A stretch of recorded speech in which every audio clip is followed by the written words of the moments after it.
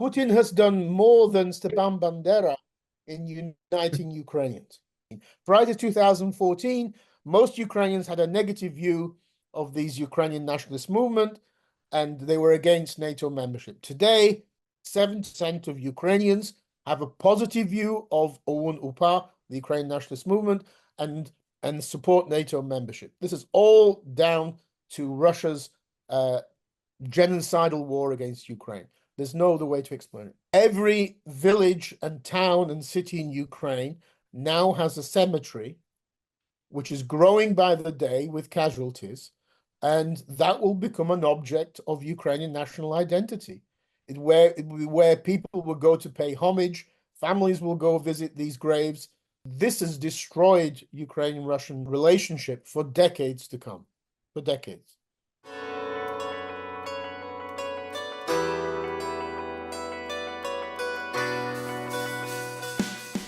Welcome to Talking Ukraine in English. Our guest today, Dr. Taras Kuzio, is a professor in the Department of Political Science at the National University of Kyiv Mohyla Academy. He is also an associate fellow at the Forum for Foreign Relations. Taras has written over 24 books, most recently Fascism and Genocide, Russia's War Against Ukrainians. Okay, here we are, Talking Ukraine in English. Today is December 9th, 2024, just a couple of weeks before Christmas, and there's a lot going on in the world right now. And so I'm very glad to help us make some sense of it. We have our guest today, Dr. Taras Kuzio, who's a well-known expert on Ukraine and the former Soviet region in general. He's a writer, researcher, professor, an analyst.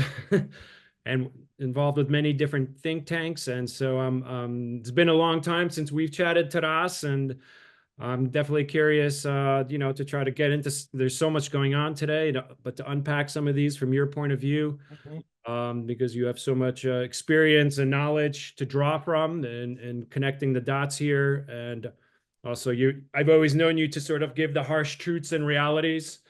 I think, there's a lot we can cover. Let's see what we get to. Like the biggest news, of course, is yesterday, Assad has officially fled and Damascus has been taken over by the rebels or the Free Syrian Army or a faction of people opposed to Assad. Do you want to comment on was this expected, and especially vis-a-vis Russia and this, what has been Russia's involvement in here, and how has their reaction been, to this turn of events? There's quite a few different factors here. I mean, if we just go back a bit, we have to be highly critical of President Barack Obama, who talked about red lines and never then implemented them. And his foreign policy, not only to do with Syria, but to do with Ukraine and Georgia, has been coming up for increased criticism now of the weakness, not just of Barack Obama, but also of German Chancellor Angela Merkel as well. This kind of liberal weakness towards these despots like Assad in Syria. Another factor we should take into account, which is strange to be quite honest, is why the International Criminal Court, who just a month ago indicted the leader of Hamas and Prime Minister of Israel Netanyahu, ignored Assad and Putin committing huge war crimes in Syria in that decade after 2015. I mean, 600,000 Syrians were killed.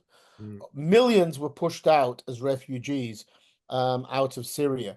They used chemical weapons. Why did the ICC ignore those crimes? Why did it wait to indict Putin until after the full-scale invasion of Ukraine? Putin should have been already indicted for Syria together with Assad. That's puzzling to me. And it feeds into a narrative which the Israelis and I think Republicans in America talk about, that the ICC can be sometimes biased or one-sided. I think the other factor that comes out of this is it shows to what degree there's a mismatch in Russian identity between their perception, which is common amongst all Russians, that they are somehow a great power, and the reality on the ground. Russia is a declining power, unlike, say, China, unlike, say, India, even. But Russia saw Syria as a kind of a base and a gateway to move into Africa and into the global south. It lost that very quickly. It lost billions it invested into Syria. It showed again the weakness of Russia and the weakness of the Russian military. This supposed second best army in the world is now the second best army in Ukraine. This is having a tremendous impact on Russian nationalist bloggers, Russian nationalist community. What the hell's going on? Why did we lose this? Because the Syria-Russian relationship goes back decades to the 1950s. Syria was a Soviet client state as well as more recently a Russian state. So that, I think, is a factor. It also shows the importance of Turkey. Turkey has always played this kind of cunning middle kind of balancing act, trying to be good relations with Russia, at the same time member of NATO and doing its own thing in the greater Middle East. Turkey has intervened on many occasions in Azerbaijan, in its war with Armenia, now in Syria and in Libya earlier on, in many ways, which is good for Ukraine and good for the West. Turkey has fought against Russian influence in both Libya and in Syria. So Turkey again shows to be more on, shall we say, the Ukrainian side than on the Russian side, even though there's a kind of widespread perception in the West that Turkey is somehow leaning more to Russia, which I think is not true in this case. Turkey has been a very close friend and ally of Azerbaijan, which won a war against pro-Russian Armenia. So you can see it's a bit more complicated. I think the final impact of all of this is going to be on Israel-Ukraine kind of Iranian relations. One of the most perplexing puzzles of this full-scale war between Ukraine and Russia is the passivity of Israel towards Ukraine. Ukraine is led by a Jewish Ukrainian president. His family suffered in World War II in the Holocaust. I mean, huge numbers of his family were murdered by the Nazis. Despite that, and despite the fact that Iran was receiving high-level military technology from Russia, was receiving nuclear technology from Russia, despite all of that, Israel continued to refuse to help Ukraine, to not even give old weapons to Ukraine, but even sell weapons to Ukraine, and including air defense, which is not aggressive, it's just defensive weaponry. It's really odd. People have given different reasons for this. It's odd because Israel and Ukraine are in the front ranks of the new war against the West. The axis of evil or axis of upheaval, however you want to call it, Russia, China, Iran, and North Korea, see Israel and Ukraine as Western proxy states. They should be destroyed. Iran wants to wipe Israel off the face of the map. Russia wants to wipe Ukraine off the face of the map. There should be a natural alliance. And if Iran gets nuclear weapons, that's an existential threat to Israel. So why is Israel holding back from cooperating with Ukraine? What's happened in Syria pushes away one of the excuses that Israel always used to stop cooperating with Ukraine. And one of the excuses was, well, we don't want to sort of get into bed with Ukraine because we have Russia in Syria and we have to be cautious and careful there. Well, Russia's gone from Syria. So let's see what Israel now does and whether Israel will change its policy. Sadly, I think one of the factors here, and you can go on the internet, you can find these images. Netanyahu greeting Putin and supporting Putin back in the last Israeli elections, that there's a big constituency of Jews in Israel who have come from Russia who are pro-Putin, and they I was vote just for the about to far ask you right. that. Yeah, they vote for the far right in Israel, and so Netanyahu is reliant on these voters. It's a bizarre situation. I think there's a third factor besides Syria, Russia, Syria, these voters as well. I think there's a third factor that nobody talks about, but you, of course, will know about, is Ukrainophobia. I think the Demjanjuk effect. I think the fact that that Soviet propaganda that Ukrainians are Nazis, anti-Semites, collaborators with the Nazis, etc., that still hangs around Israel, Well, I even though think, in his report found Demjanjuk innocent. Um, John Demjanjuk, who was supposed to be a camp guard at Sobibor, was found innocent by Israel.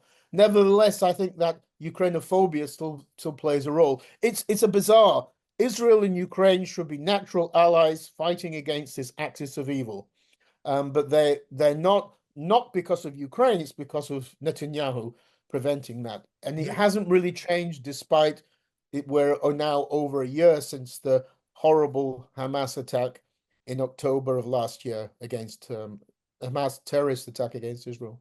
So yeah, all of these factors are there in the Syrian equation, but Ukraine is desperate, wants to militarily cooperate with Israel. Israel has great air defense systems, but Netanyahu is blocking that.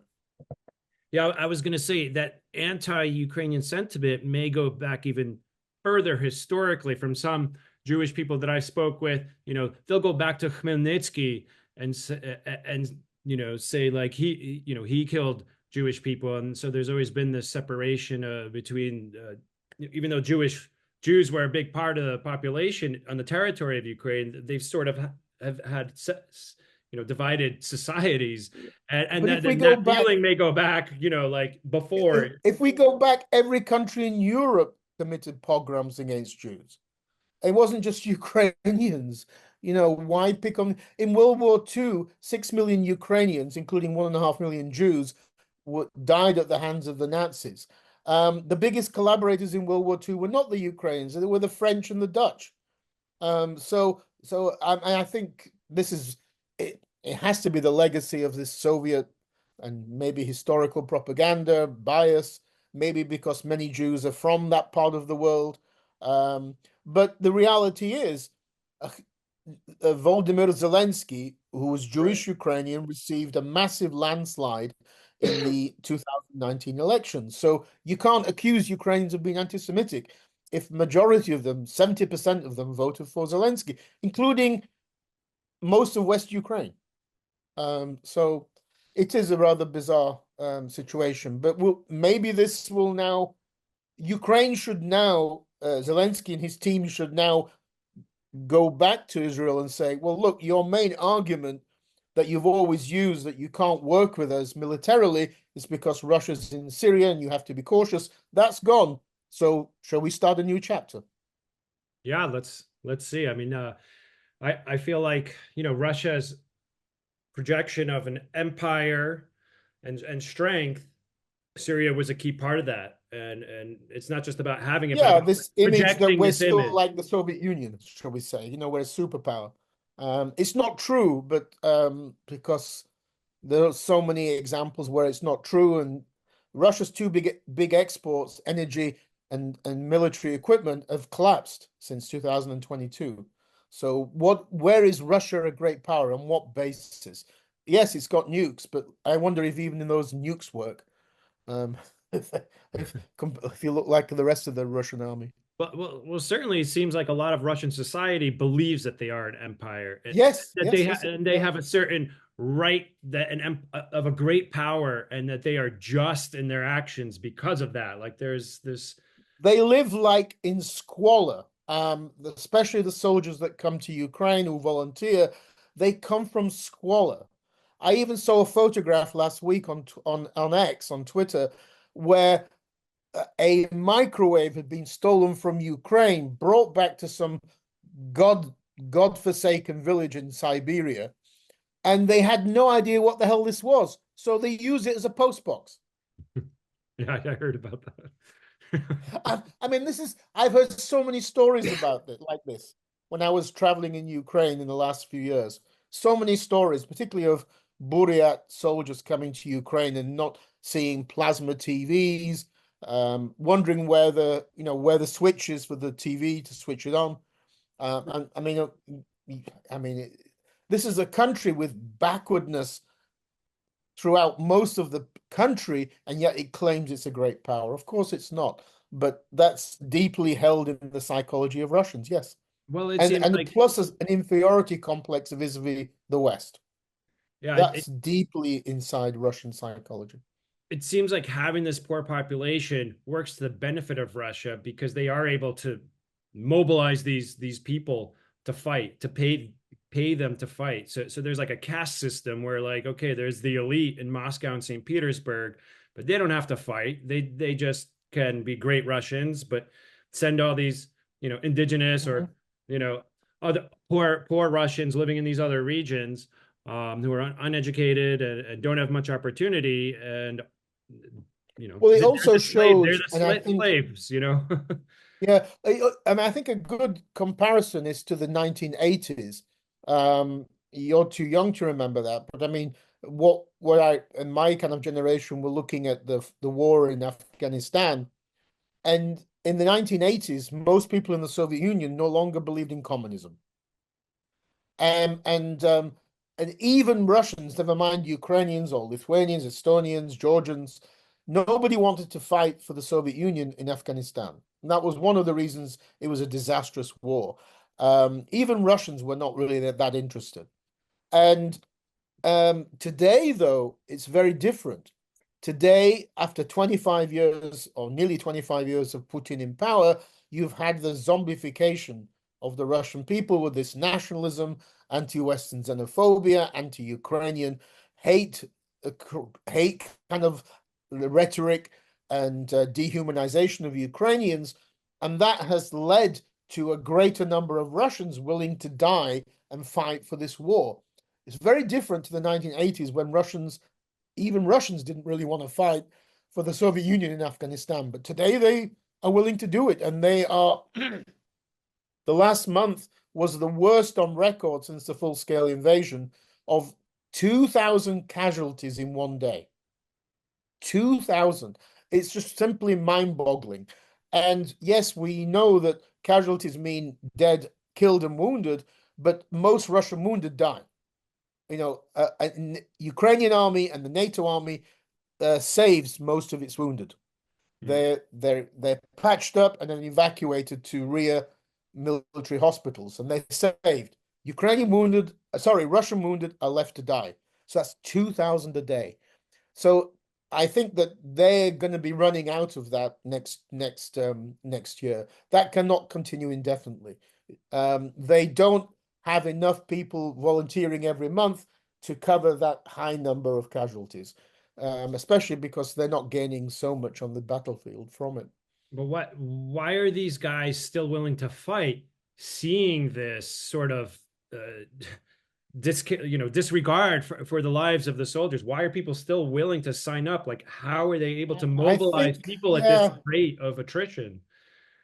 I think there are probably many reasons. There's a financial reason, of course, the money, if it's not stolen on the way back to the family, is a huge amount of money for these people from the boonies. I mean, these are literally Russians coming from the Siberian and Russian rural boonies.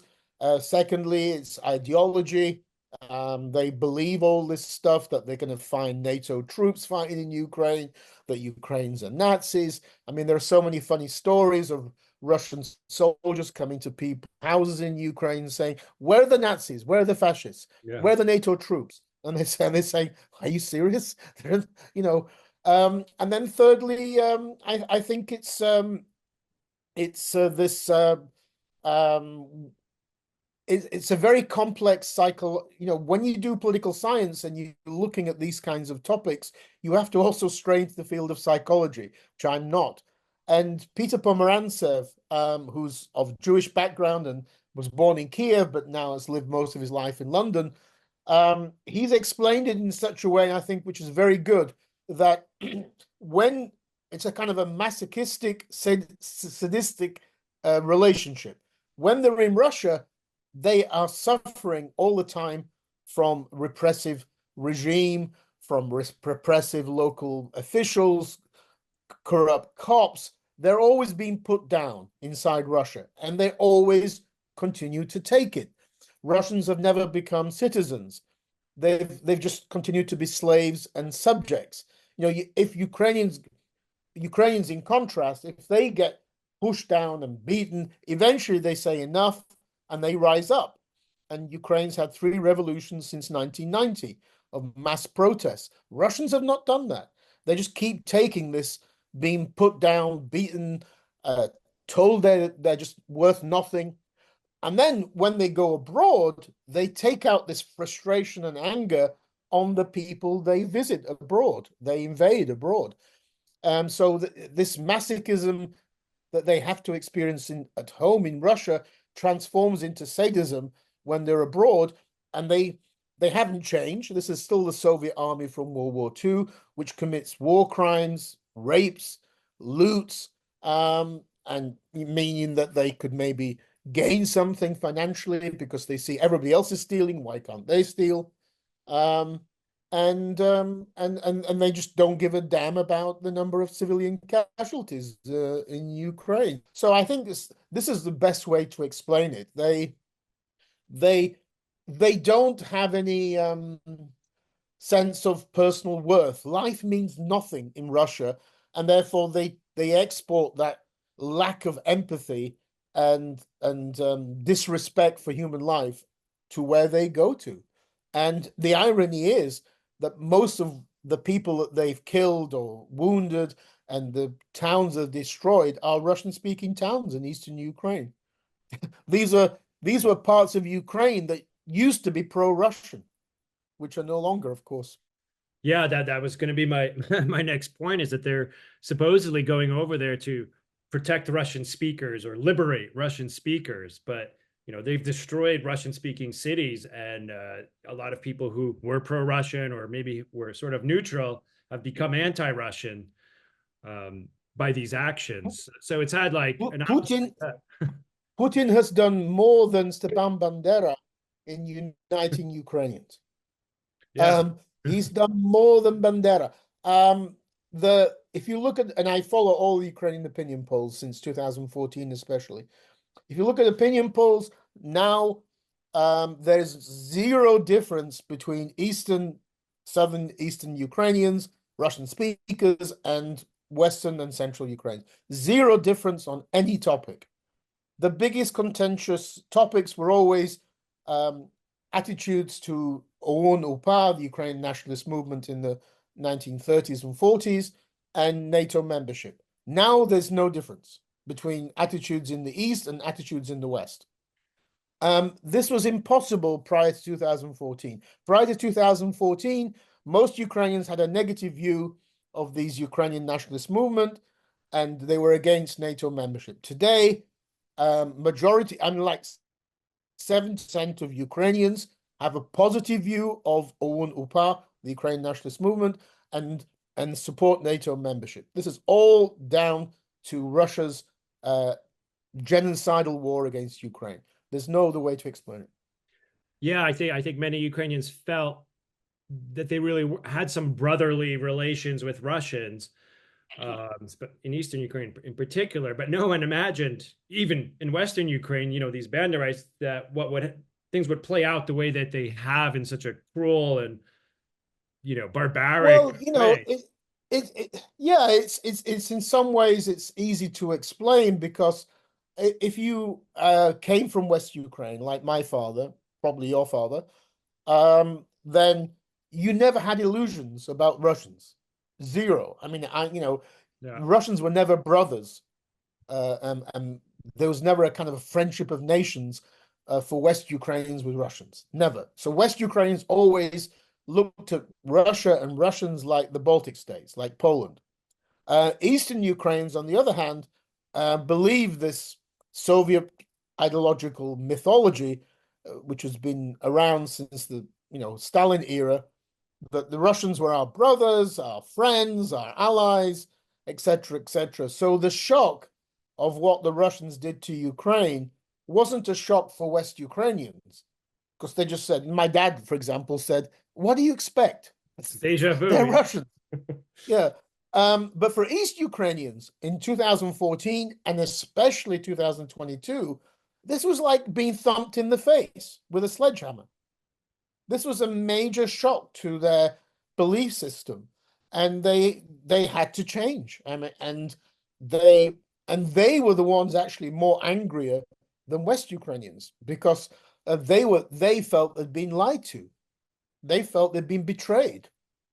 And so they, in many ways, became more radical. And one of the ways you can see that, again, which is largely ignored in the West, because the assumption in the West is that the most nationalistic Ukrainians are West Ukrainians. That's not true. Actually, the most nationalistic Ukrainians are East Ukrainians. And the example of that is the Azov regiment.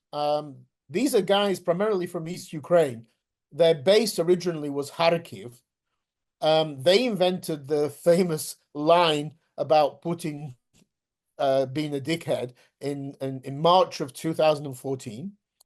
That was invented in Kharkiv, not in Lviv.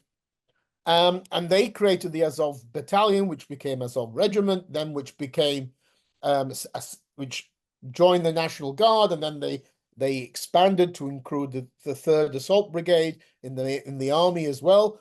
These are Russian speakers from East Ukraine, and they were always far more radical nationalists than the West Ukrainians. So, and it's not surprising, because it's easy to be a nationalist in Lviv, right? You're never going to be told, why you speak in that horrible language in Lviv. But in Kharkiv, you can get beaten up, or you could have got beaten up, sorry, for speaking Ukrainian. So again, this has been created by this Russian military aggression, genocidal war crimes. Every village and town and city in Ukraine now has a cemetery, which is growing by the day with casualties, and that will become an object of Ukrainian national identity. It will be where people will go to pay homage, families will go visit these graves, and this has destroyed Ukrainian-Russian relationship for decades to come.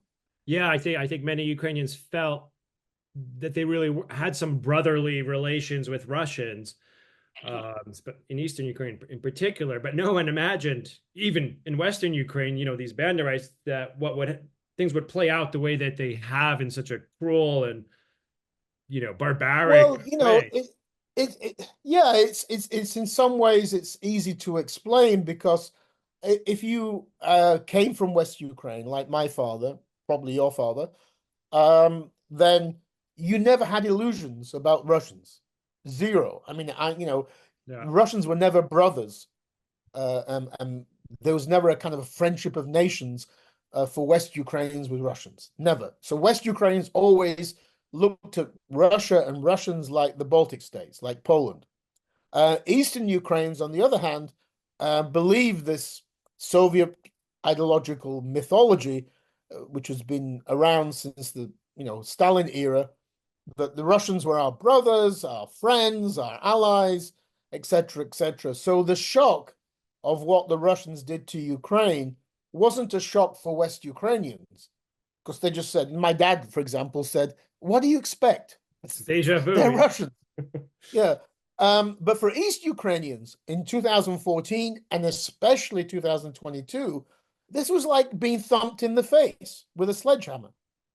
This was a major shock to their belief system, and they had to change. And they were the ones actually more angrier than West Ukrainians, because they felt they'd been lied to.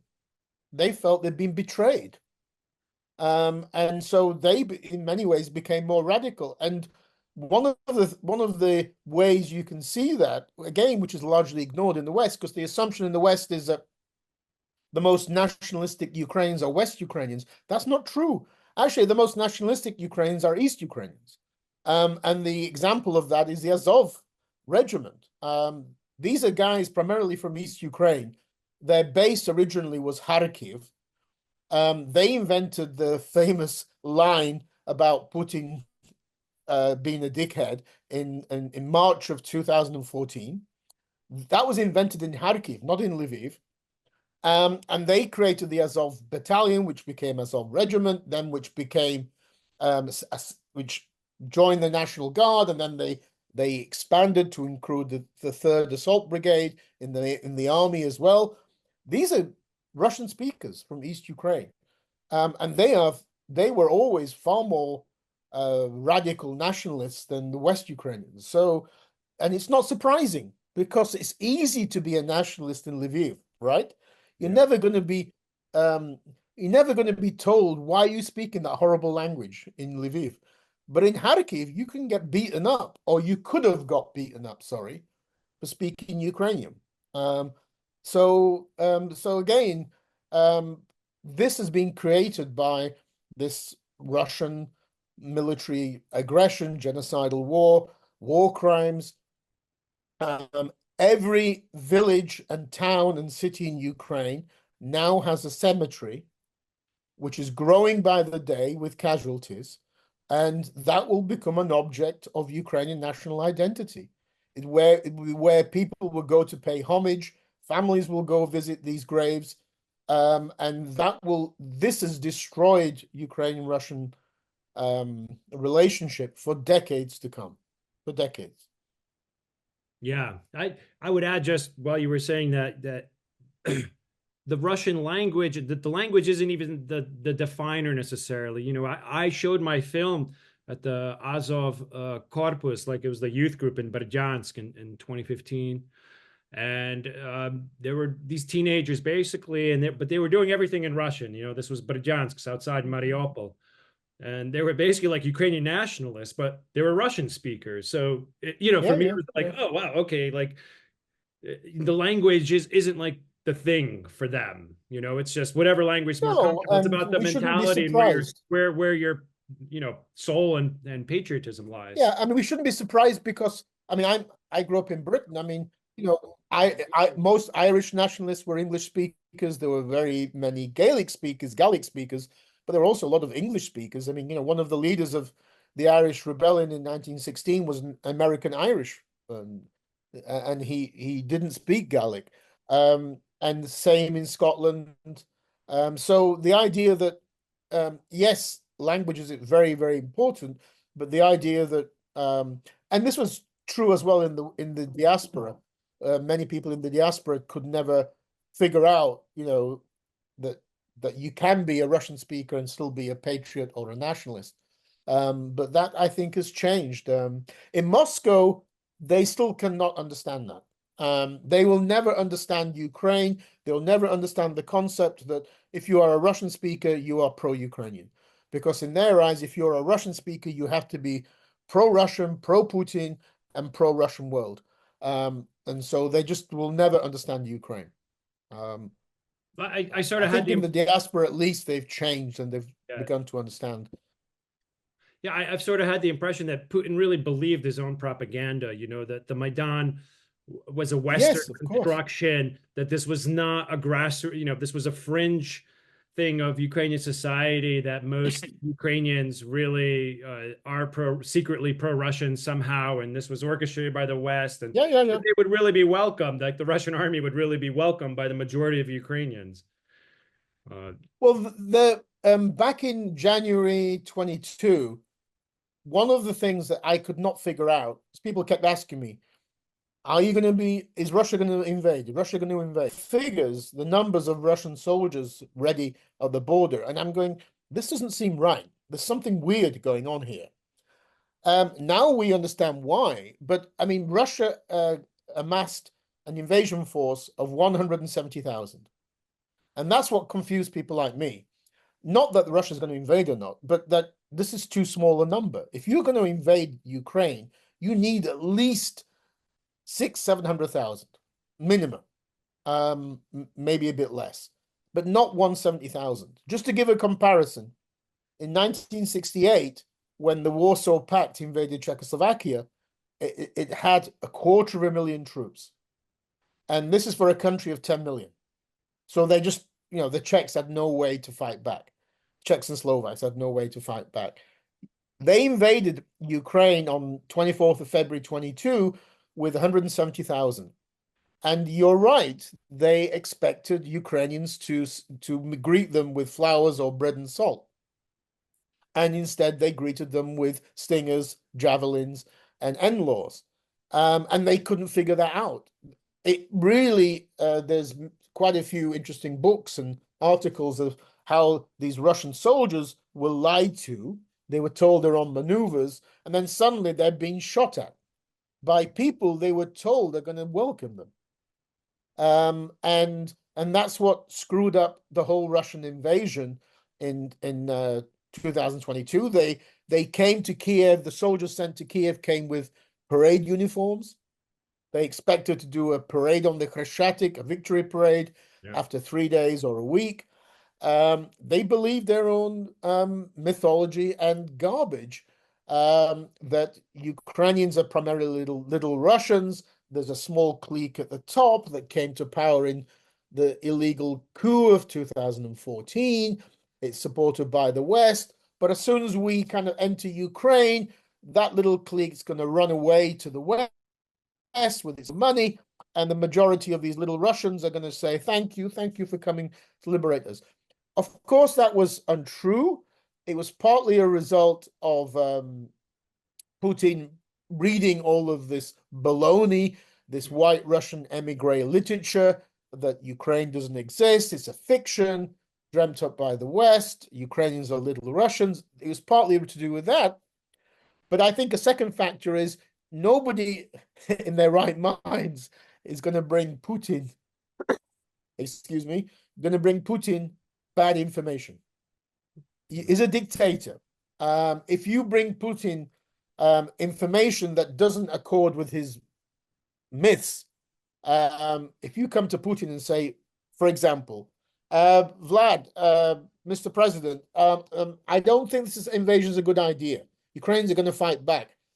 You're going to be thrown out of a window, or you're going to drink dodgy, poisonous tea. So again, the problem with a dictatorship is that nobody, it's an echo chamber. The people that come to Putin bring him the information, the lies that say Ukrainians are little Russians, they're going to greet the Russian troops. They bring those lies as opposed to bringing truth. I think this leads on to something you wanted to talk about, is that, failed Western US policy in 2022. Because this was the opportunity to defeat Russia, was in 2022. Today, it's far more difficult. What was, the West, quote unquote, the West afraid of? Was they afraid of a Russian defeat? Were they afraid of a nuclear war? Like, why didn't they give Ukraine, once they saw that Ukrainians were willing to fight, right? Like in those first weeks, and that they've been expelled from Kyiv. Like, why didn't they give them everything that they needed? Why didn't they close the skies? Like what? It seems like if the West had gotten involved, this could have been over a long time ago. It's a missed opportunity that would have saved countless lives, Ukrainians and Russians. It would have been a lot less costly, and it could have been over by, say, middle or the spring of 23. Let's go back a bit. I mean, Biden was part of the Obama team. He tries to distance himself now from Obama, but he was part of that team. So he's also a very cautious politician, and the signals that they sent to Russia from 2014, not just the Americans, the West in general, was that, you've been a naughty boy, here's a little slap on the wrist, but let's continue business as usual. The Germans continued to build Nord Stream 2. The West continued to do business with Russia. Sanctions were a joke.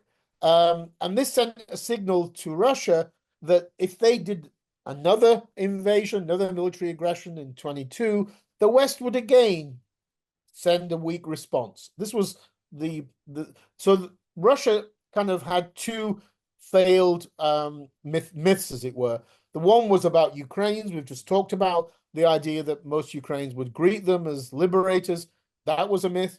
But the other failure was the West sent a signal to Russia that that it could get away with it again, because Russia got away with Georgia 2008, Ukraine 2014, and it thought the West was weak. The West would again allow Russia to get away with it. It was wrong. It was wrong on both parts. But the West, particularly the Biden administration, refused to send Ukraine weapons. The Biden administration, like most Western governments, was convinced the Russian army was the second best in the world, and was convinced that the Russian army would defeat Ukraine very quickly. So the Americans and the Europeans only sent Ukraine weapons for guerrilla warfare, like javelins, stingers, and NLAWs, the kind of things they were sending to the Afghans in the 1980s. They didn't send big weaponry because they really did believe the Russians are going to win very quickly. That was a wrong assumption by the West from day one. They only began to realize the Ukrainians could defeat the Russians when the Russians were kicked out of the Kyiv region in late March, April 22. Then the more heavier stuff started arriving, but in typical Biden fashion, drip, drip fashion. By the way, it was Trump, not Biden, who first sent weapons to Ukraine, because Obama vetoed those weapons, and then Trump sent weapons when he was in his first presidency from 16 to 20. So the heavy weaponry comes. Kyiv's liberated, then Kharkiv's liberated, and Kherson's liberated. The Russians are retreating from their invasion was a failure. Putin had got it completely wrong. This was the opportunity the West potentially had to defeat the Russian army. There was only 170,000 troops in Ukraine. There was no fortified lines, these so-called Surovikin lines built in southeastern Ukraine. There was no like tens of thousands of mines laid. The Russian army was reeling, particularly from Kharkiv. If at that moment the Biden administration and West Europeans had sent Ukraine everything they had, or potentially could have sent, Ukraine would have defeated the Russian army and reached the Azov Sea by the winter or by the spring of 23. What changed was that the West drip, particularly the US and Germans, drip fed Ukrainian weapons. We know the debates about the HIMARS, and then the tanks, and then the missiles, and then the jets. I mean, this was like, it really was like Japanese torture, drip, and then, Ukrainians demanding or asking for this equipment, the Americans saying no. They'd ask the next month, the Americans would say maybe, and then the third month they'd go, okay then. It really was that. So this was wasted opportunity, wasted time. And then there was like 8 to 9 months from September 22, when Kharkiv was, Russians were defeated in Kharkiv, up to the Ukrainian offensive in June of 23. What we're talking about, 4, 6 or 10 months. During that 10 months, Russia changed its model for Ukraine. Russia did a massive mobilization of troops, built those 3 fortified lines, and laid tens of thousands of mines, and Ukraine's offensive didn't work. It didn't work because the West failed Ukraine during that period of time. And by the West, I mean especially the Americans and Germans. Their fear of escalation, or whatever you want to call it, their fear of Russia being defeated was more graver than their maybe goal of Russia's defeat. It reminds me very much of 1990-91, when again President Bush Sr. was also afraid of the disintegration of the Soviet Union. And he came to Kyiv and gave his famous Chicken Kyiv speech to the Ukrainian parliament on the 1st of August 91, telling them not to go for independence. So it's the same kind of fear. What happens if you have a defeated Russia? What happens to the nukes? Is there going to be civil war? What's going to happen? And that allowed Russia to change the calculus, change its approach to the war in Ukraine. And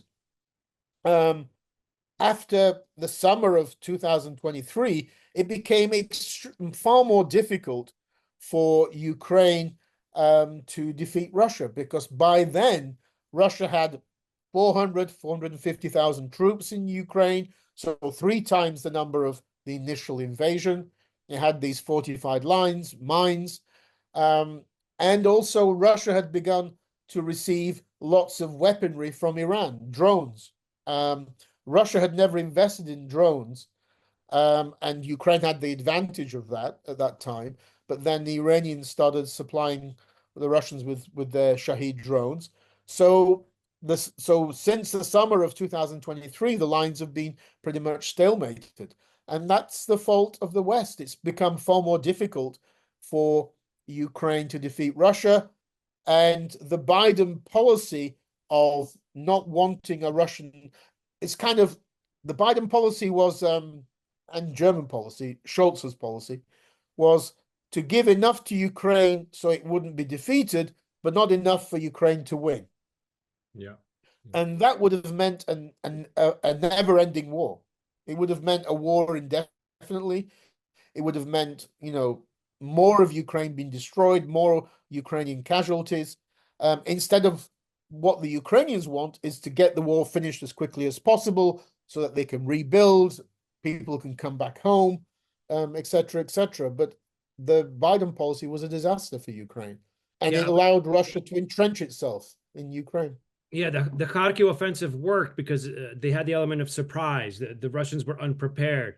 By the time they did this counteroffensive, it had been talked about in the media for months. It's like, yeah, they're going to go here, here, or here, and Russians prepared. So you can't, the Ukrainians' advantage was doing things that were unexpected.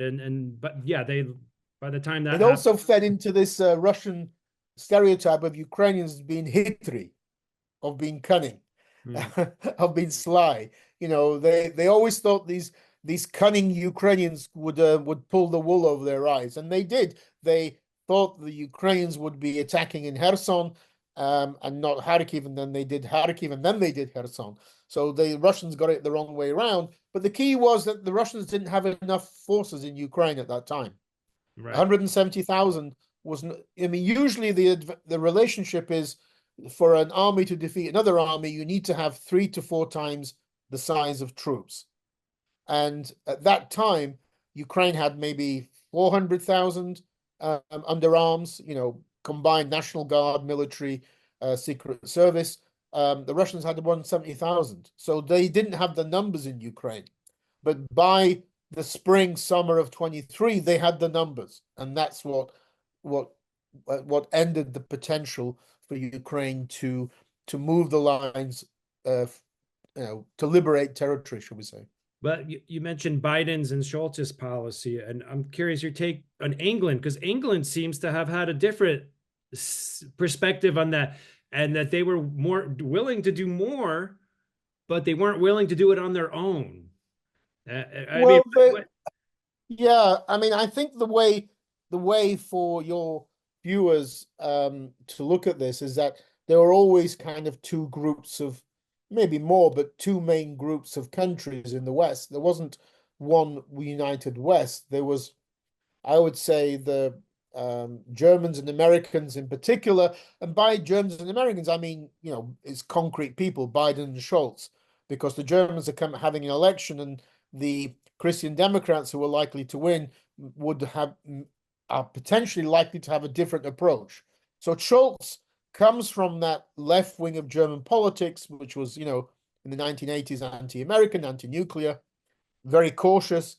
Biden comes from that Obama legacy as well. So the Bidens and the Scholzes, never stated publicly, never once said publicly that their goal is Russia's military defeat. They just said, we're going to support Ukraine. And the Germans have provided quite a lot, actually. You know, in the last year or so, they've overtaken the Brits in what they've supplied to Ukraine. But they never had a goal of Russia's defeat. Then there's a second group of countries, the Brits, the four Scandinavian countries, the Danes, the Norwegians, Swedes, and Finns, the three Baltic states, Estonia, Latvia, Lithuania, Poland, Romania as well, Czechs. Those countries always said, we want Russia's defeat. We want not only Ukraine's victory, but we want to have Russia's defeat. And they've been giving, they don't have any qualms about escalation or qualms about drip feeding military equipment. They've been excellent in providing support to Ukraine, not only in terms of providing military equipment, because the new trend in the last year has been to provide money to Ukraine or investment to Ukraine, which then leads to Ukraine building up its military industrial complex and building weapons inside Ukraine.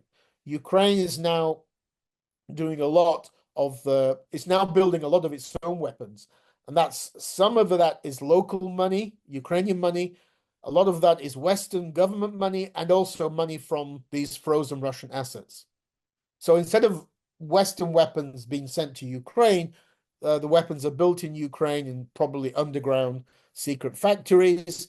That gives employment to Ukrainians. It also means that when this war ends, Ukraine will be in the top 5 military exporters in the world, because Ukraine's at the cutting edge of military technology, drone and other technology in the world today. These two groups of countries always had different approaches, but you know, Americans and Germans were big providers of weaponry, and they were always afraid of the Russia being defeated. They were afraid of what the consequences of that would be. Stay tuned for part 2 of our conversation with Dr. Taras Kuzio, where we talk about some of the possible scenarios for the next year with the new American administration, changing dynamics in Europe, and contracting Russian economy in 2025.